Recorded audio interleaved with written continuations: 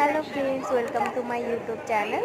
তো আমরা আজকে যাচ্ছি রামপুরহাট থেকে কলকাতা বন্দে ভারতে।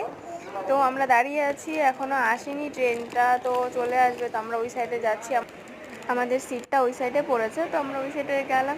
তো দেখতে পাচ্ছ তোমরা, ট্রেনটা চলে এসছে। মানে আসার সময় ট্রেনটা সামনের থেকে এত ভালো লাগছিল দেখতে। আর এটা জাস্ট থামছে, তারপরেও এত স্পিড। যখন ট্রেনটা চলছিল এত স্পিড ট্রেনটার, আমরা রামপুরহাট থেকে শুধুমাত্র 2.5 ঘন্টাতে হাওড়া পৌঁছে গেছি। আর ওখানকার সার্ভিস এত ভালো, তোমাদের কি বলি। তো তোমরা দেখতে পাচ্ছ আমি ট্রেনে উঠছি। আমার ভিডিওটা কেউ করে দেয়নি, কেন কি হচ্ছে, ফোন দেওয়ার মতো টাইমও ছিল না, আর প্রচণ্ড ভিড় ছিল। তো আমি কাছের মধ্যে নিজে গিয়ে ধরে নিলাম, তোমরা দেখতেই পাচ্ছ।